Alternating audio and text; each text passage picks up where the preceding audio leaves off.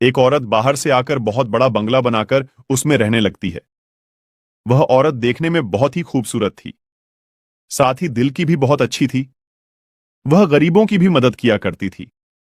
उसका नाम सरिता था, लेकिन लोगों ने उसका नाम परी रख दिया था। पड़ोस ही में चमन नाम का एक आदमी रहता था, जो बहुत ही गरीब था। उसके घर उसकी बेटी की शादी थी। चमन परी के घर जाता है। दरवाजे की कुंडी खिटखिटाता है। अरे चमन, सुबह सुबह क्या हुआ? अरे परी जी, क्या आप मेरी थोड़ी सी मदद कर सकते हैं? बताओ चमन जी, अगर मुझसे हो सकेगी तो जरूर मैं आपकी मदद करूंगी। परी जी, मेरी बेटी की शादी है। मेरी बेटी के लिए कपड़े और कुछ शादी की चीजें लाने की जरूरत है, लेकिन मेरे पास पैसे नहीं है। महेश पैसे तो दे रहा है, लेकिन बहुत ज्यादा ब्याज पर दे रहा है। इतना मैं कैसे वापस दे पाऊंगा? बस पैसों की जरूरत है, लो ले जाओ ये पैसे। और भी जरूरत पड़े तो फिर भी ले जाना, और जब आपके पास पैसे आ जाए तो मुझे वापस कर देना। चमन पैसे लेकर अपने घर चला जाता है। परी लोगों की मदद करने में पीछे नहीं हटती थी। लोगों की भरपूर मदद किया करती थी, लेकिन एक बात में वह मदद नहीं कर पा रही थी। उसी गांव में नदी के किनारे आए दिन लाश मिला करती थी। अरे ये हो क्या रहा है? हर 2 दिन पर हमें यहाँ से लाश मिलती है। हमें इसका जल्दी पता लगाना होगा। सारे लोग जमा होते हैं। थोड़ी देर बाद सारे लोग चले जाते हैं। फिर अगली रात एक आदमी सड़क से गुजरता है। भैया, अरे भैया मेरी तरफ देखो तो। डर क्यों रहे हो? मुझे तो आपकी मदद चाहिए। इधर तो आइए। नहीं, हम किसी की मदद नहीं करते हैं। मुझे घर जाने दीजिए। अरे मुझे घर जाने दीजिए। वो आदमी चलने लगता है। एक बार तो मेरी तरफ देखिए, शायद आपका इरादा बदल जाए। नहीं, हमको नहीं देखना। हमको माफ कीजिए, मुझे जाने दो। मैंने कहा ना मेरी तरफ देखिए, समझ नहीं आता? जैसे ही वो देखता है, वो मर जाता है। हाँ हाँ हाँ हाँ, कब की रट लगा रहा था। अब तो तेरी लाश घर जाएगी। अगर एक बार मेरी तारीफ कर लेता तो मैं जिंदा छोड़ देती। उसके बाद चुड़ैल उसको नदी के किनारे डाल देती है। अगले दिन सुबह सुबह रीना रोती हुई आती है। सारे लोग जमा हो जाते हैं। क्या हुआ रीना, क्यों रो रही हो? मेरे पति महेश रात को घर नहीं आए। चलो हम उस नदी के पास जाकर देखते हैं। सारे लोग नदी के पास जाते हैं। साथ में परी भी आती है। अरे महेश को किसने मारा? मुझे तो लगता है कोई हमारे गांव को नुकसान करने के लिए ये सब कर रहा है, ताकि लोग गांव छोड़कर चले जाएं। जल्दी उसका पता लगाना होगा। अरे अब मैं छोड़ूंगा नहीं। मैं पता लगा कर रहूंगा कि ये सारा कौन कर रहा है। अगले दिन राहुल गांव के रास्ते निकलता है। तभी आवाज आती है। एक बात सुनो। सुनो भैया, क्या आप मेरी मदद कर सकते हैं? कौन है तू? इससे क्या फर्क पड़ता है कौन हूं मैं? अच्छा, तुम ही हो जो लोगों को मार डालती हो। हाँ हाँ हाँ, मैं ही हूं जो लोगों को मार रही हूं। तुम क्या कर लोगे? आज तो तुम्हारी बारी है। हा हा हा हा हा। अरे नहीं, मुझे पता नहीं था कि तुम एक चुड़ैल हो। मुझे छोड़ दो। तुम्हें लोगों के साथ जो करना है करो। मुझे छोड़ दो। अब तू जिंदा नहीं जाएगा। अभी तो बड़ा उछल रहा था, बड़ी बहादुरी दिखा रहा था। तेरी बहादुरी कहाँ गई? और तुझे मैं छोड़ दूं ताकि तू सारे लोगों को बता दे, ताकि लोग यहां आना बंद हो जाएं। अरे नहीं, मैं किसी को नहीं बताऊंगा।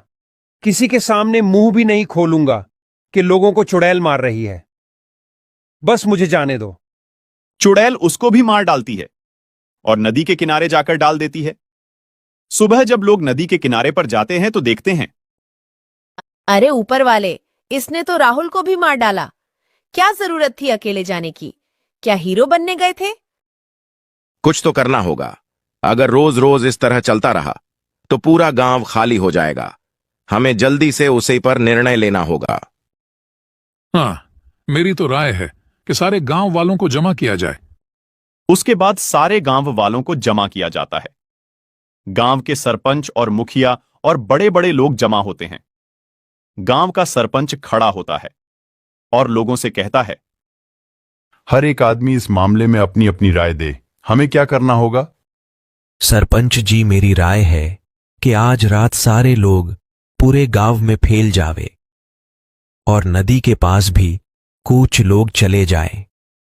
लोगों को कौन मारता है सब पता चल जाएगा।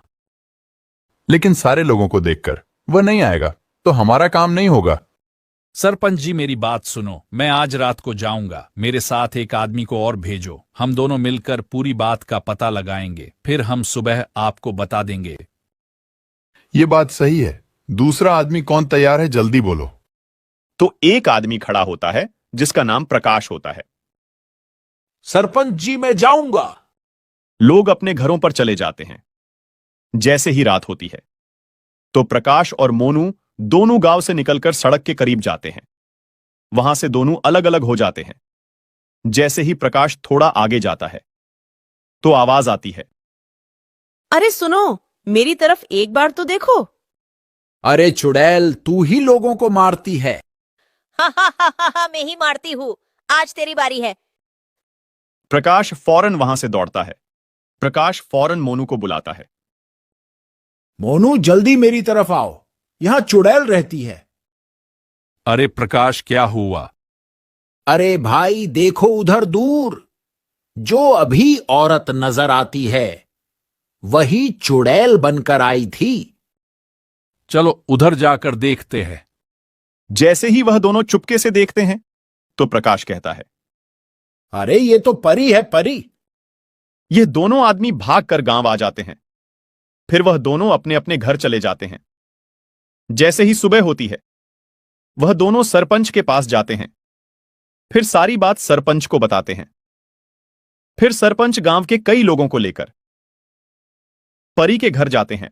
सारे लोग और सरपंच परी के घर जाकर दरवाजा खिटखिटाते हैं। परी बाहर नहीं आती।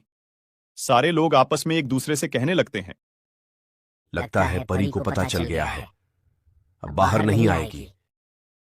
उसमें से एक आदमी कहता है, मुझे तो लगता है परी भाग गई होगी। सारे लोग शोर करने लगते हैं, जिसकी आवाज सुनकर परी घर का दरवाजा खोलकर बाहर आती है।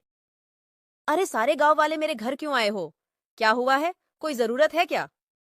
नहीं नहीं, हमें यह खबर पहुंची है, आप ही रात को चुड़ैल बनकर लोगों को मारती हो। अरे ऐसा कौन कहता है कि मैं रात को चुड़ैल बनकर लोगों को मारती हूँ? सुनिए परी जी, कल रात मोनू और प्रकाश दोनों गांव के बाहर सड़क पर जा रहे थे। जब दोनों अलग हो गए तब प्रकाश के सामने चुड़ैल बनकर क्या कह रही थी। हाँ, मैं ही चुड़ैल थी, क्या कर लोगे? अरे परी, आप ऐसा रात में क्यों करती हो, उसकी क्या वजह है?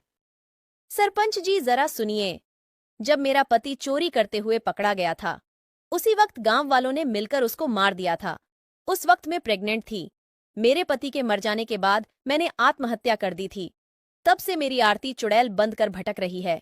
मैं किसी को नहीं छोड़ूंगी, सारे गांव वालों से बदला लेकर रहूंगी। तभी परी चुड़ैल बन जाती है।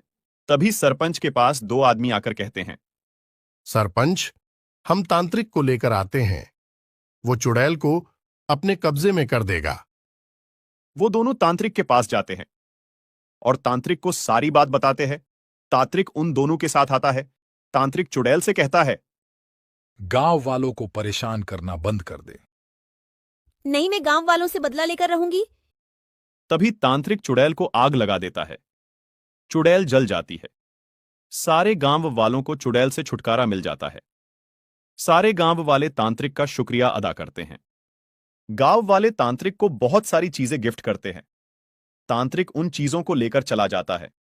फिर गांव वाले खुशी खुशी रहने लगते हैं। सरपंच मोनू और प्रकाश को कुछ पैसे दे देता है। उनकी हिम्मत की वजह से पूरे गांव वालों को छुटकारा मिलता है।